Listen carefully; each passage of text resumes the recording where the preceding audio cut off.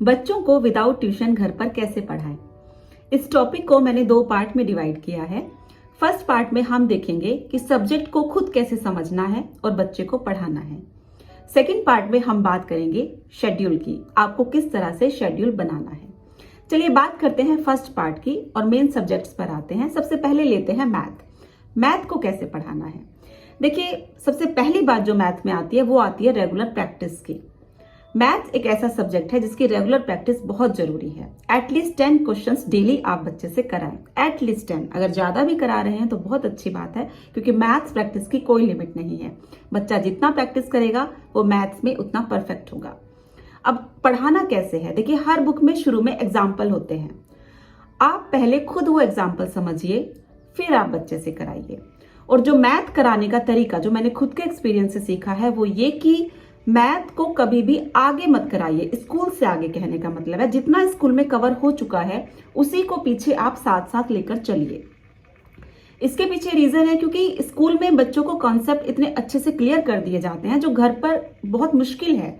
आप केवल बच्चे को पढ़ा सकती हैं, प्रैक्टिस करा सकती हैं, लेकिन जो तरीका, जो कॉन्सेप्ट, जो थ्योरी बच्चों को समझाई जाती है एग्जाम्पल देकर, प्रैक्टिकल कराकर, वो स्कूल वाली टीचर ही कर सकती है। घर पर ये मुझे नहीं लगता कि इतना पॉसिबल है।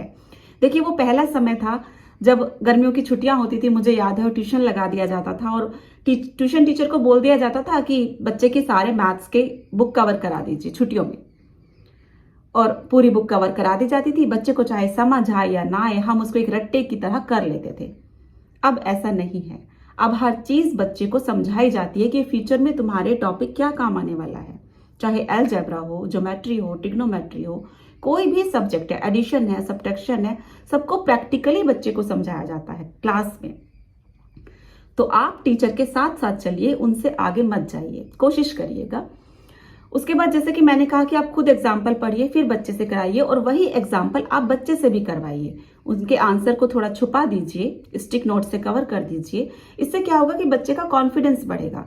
अगर बच्चा गलत तरीके से क्वेश्चन को कर रहा है, उसका पैटर्न गलत है करने का, तो आप उसे एग्जाम्पल दिखा सकते हैं कि देखो आपको इस तरह से करना है। तो ये बच्चे में कॉन्फिडेंस लेवल डेवलप करता है ऑटोमेटिकली। उसके सामने सॉल्यूशन होगा, वो देखेगा कि क्या तरीका है करने का, तो वो खुद वो करने की कोशिश करेगा। अच्छा, एक बात हो रही है कि पढ़ाते समय कई बार आपको लगता है कि कहीं आप अटक गई हैं, आपको इस क्वेश्चन का आंसर नहीं आ रहा है, तो आप उसको नोट कर लीजिए। अलग से एक नोटबुक बना लीजिए, उस पर नोट करती जाइए आप क्या क्या प्रॉब्लम आपको आ रही है। ये मैं खुद करती हूँ। और फिर आपको बाद में बच्चे को पढ़ाने के बाद उसको थोड़ा डिले कर दीजिए, और आपको लगता है कि कोई भी घर में ऐसा मेंबर है जिसे इसका सोल्यूशन आता होगा, या आप चाहें तो टीचर से भी पूछ सकती हैं, या आसपास आपके कोई है जिससे आप लगता है कि इस क्वेश्चन का आंसर उसके पास है। आजकल इंटरनेट है, आप गूगल पर, इंटरनेट पर उसका सोल्यूशन देखकर समझकर फिर आप वो बच्चे को कराइए। तो इस तरह बच्चे का मैथ्स प्रैक्टिस अच्छे से हो जाएगा, उसकी सारी प्रॉब्लम सॉल्व हो जाएंगी और आप इजीली बच्चे को मैथ करा पाएंगे। चलिए बात करते हैं हिंदी। हिंदी एक ऐसा सब्जेक्ट है जिसे कराने में हम पेरेंट्स के पसीने छूट जाते हैं। मातृभाषा होते हुए भी हिंदी हमारे लिए सरदर्दी बनी हुई है। क्या करें, हिंदी की एक बुक होती है और बाकी सब्जेक्ट सब इंग्लिश में है ही ऐसा, लेकिन पढ़ानी तो है। हिंदी जो बच्चों को प्रॉब्लम आती है, ज्यादातर बच्चों को वो आती है लिखने में और पढ़ने में। बोलने में हिंदी बच्चे कम ही प्रॉब्लम क्रिएट करते हैं क्योंकि बोलने का माहौल उनको मिल जाता है। तो पढ़ाने और पढ़ने में और लिखने की प्रॉब्लम को कैसे दूर किया जाए, इसके लिए आपको बच्चे में reading habit and writing habit develop करनी होगी। बच्चा जितना रीड करेगा, उसकी रीडिंग हैबिट जितनी अच्छी होगी, उतना ही वो लिखने में भी प्रॉब्लम सॉल्व हो जाएगी। अगर रीडिंग हैबिट ही अच्छी नहीं है तो बच्चा लिख ही नहीं पाएगा। दूसरी बात हिंदी में आती है, जो बच्चे मात्राओं की गलती करते हैं उनको कैसे कवर अप करें। आपको क्या करना है, बच्चे की जो कॉपी है उसको देखना है कि बच्चा कौन सी ऐसी गलती है जो वो बार बार रिपीट कर रहा है। वो छोटी ई की मात्रा बार बार कहीं गलत जगह लगा रहा है, वो ऊ की मात्रा को बड़े ऊ की लगा रहा है, वो च को छ बना रहा है, जो बच्चे अक्सर गलती करते हैं। टा ठा डा में बच्चे अक्सर गलती करते हैं। तो इन सभी बातों को आपको नोट करना है। आप घर पे जो प्रैक्टिस कराती हैं उस पर आप सर्कल बना दीजिए रेड मार्क से, उनको नोट कीजिए कि क्या वो गलतियां हैं जो बच्चा बार बार कर रहा है, और उसके ऊपर फोकस कीजिए। फिर आप उनको नोट करके वही सेम प्रैक्टिस आप उनको वाक्य प्रयोग में दे सकती हैं। आप उनको कुछ अलग तरीके से वाक्य बनाकर दे सकती हैं कि आप इन्हें बार बार लिखिए, आप इन्हें समझिए, आप इनका मीनिंग लिखिए, ताकि बच्चे को बार बार प्रैक्टिस करने में आए और बच्चा वो गलती ना करे। चलिए अब बात करते हैं इंग्लिश की।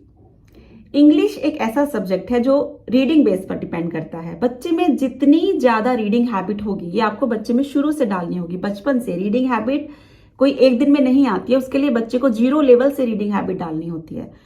तो बच्चे में जितनी रीडिंग हैबिट होगी, इंग्लिश उसके लिए उतना ही आसान हो जाएगा। बहुत ही मजेदार चीज है ये कि रीडिंग एक ऐसी चीज है जो बच्चे की इंग्लिश की लिटरेचर, लैंग्वेज सब वो ऐसे चुटकियों में निकाल लेता है। एटलीस्ट 15 मिनट्स अगर बच्चा कोई भी नॉवेल, कोई भी जिस तरह की भी वो चाहता है वो पढ़ रहा है इंग्लिश की, तो वो इंग्लिश को चुटकियों में कवर कर लेगा। आपको अलग से उसे कुछ कराने की जरूरत नहीं है। वो एक बार चैप्टर पढ़ेगा और पूरा चैप्टर उसको यहां दिमाग में बैठ जाएगा। चलिए अब बात करते हैं आईटी, कंप्यूटर। कंप्यूटर एक ऐसा सब्जेक्ट है जो मैं कहूंगी खाली रीडिंग या रिटन बेस पर नहीं, उसके लिए आपको उसे प्रैक्टिकली प्रैक्टिस करानी होगी। बच्चा जितना प्रैक्टिकली करेगा उसको चैप्टर को, उसे आईटी कंप्यूटर उतनी ही जल्दी समझ आएगा। फिर उसको रट्टा मारने की जरूरत नहीं है, कोई बहुत ज्यादा समय देने की जरूरत नहीं है। बस आप जब चैप्टर स्कूल में हो जाए तो आप उसे घर पर प्रैक्टिकली बच्चे से कंप्यूटर पर या लैपटॉप पर कराएं। अब रह गए जो 2 main subject, SST and science. देखिए एसएसटी एंड साइंस दोनों ही ऐसे सब्जेक्ट हैं जो समझने भी होते हैं। साइंस में तो कुछ ज्यादा ही है। फिर वही बात है कि रीडिंग, अगर बच्चे में रीडिंग हैबिट है तो वो चैप्टर रीड करेगा, और आप दोनों ही बुक के चैप्टर्स को बार बार बच्चे से रीड कराएं। जब क्लास में हो जाए तो एटलीस्ट बच्चे को जब वो एग्जाम देने जा रहा है उससे पहले वो 5 बार, मैं कहूंगी एटलीस्ट 5 टाइम्स बच्चा वो चैप्टर पढ़ ले। जब वो बच्चा चैप्टर पढ़ लेगा तो उसे सारे कंसेप्ट क्लियर हो जाएंगे, थ्योरी क्लियर हो जाएगी कि चैप्टर में क्या बताना चाह रहे हैं, वो क्या समझाना चाह रहे हैं। तो उसके लिए क्वेश्चन आंसर लर्न करने बहुत आसान हो जाएंगे।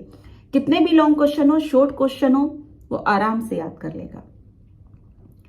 Thank you so much. फिर मिलूंगी नेक्स्ट वीडियो में जिसमें हम बात करेंगे कि बच्चे का शेड्यूल कैसे बनाया जाए। Bye bye.